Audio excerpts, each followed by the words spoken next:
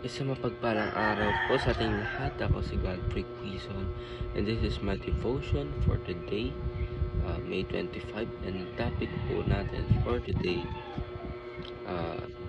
is alam mo ba na pinapasan ka ni Kristo or in Christ?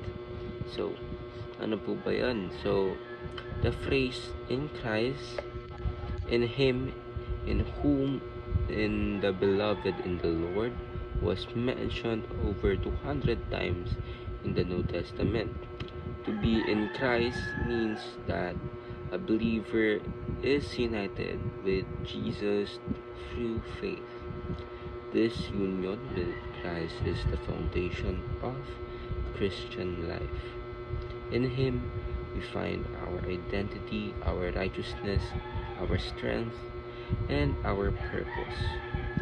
Being in Christ means that we have access to all spiritual blessings He has to offer. His forgiveness, His righteousness, His love, and His eternal life.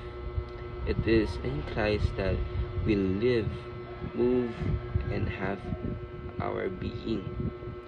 Our position in Him transforms us, and through Him we can do all things. Sabihin sa biyaya po na binigay ng ating Panginoon sa Kristo na sa sakripisyo ng kanyang buhay ay tayo po ay na-receive natin to. Ngayon, tayo po ay na-enjoy po natin yung blessings nito. Kasi kung hindi po nagsakripisyo ang ating Panginoong Yesu Kristo sa baka wala na po ngayon tong earth, diba? Baka nag-uho na po. Kasi inalay nga po ng ating Panginoon Yesu Kristo yung buhay niya in order for us na mapatawad po ng ating Panginoon, kasi naging mediator po ang ating Panginoon.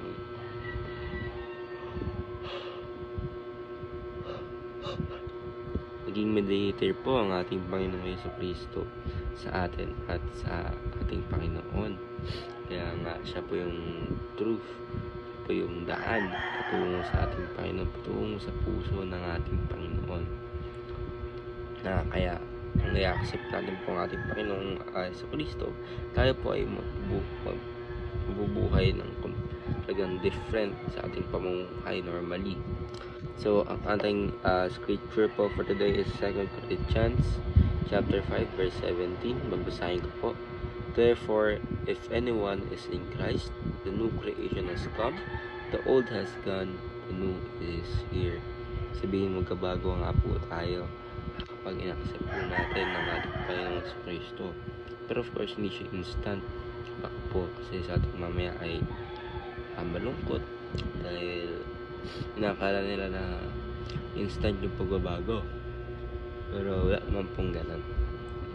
So first teaching is being in Christ gives us a new identity. Being in Christ gives us a new legal position, and being in Christ gives us access to blessings. So ibig sabihin ng po yun is kapag in-accept po natin ng ating Panginoon, magkakaroon po tayo more blessings kasi God is generous those who believes in Him. And syempre po, new identity kasi magbabago po tayo o babaguhin po tayo ng ating Panginoon once na in-accept po natin siya, kasi hindi na po tayo yung magiging driver ng ating buhay. So si God na po. So yung plano po ni God ay po susundin natin. So ayun lang po. Ako si Godfrey Quizon, and this is my devotion for today, May 25. Sana po ay marami tutunan. Ayun lang po.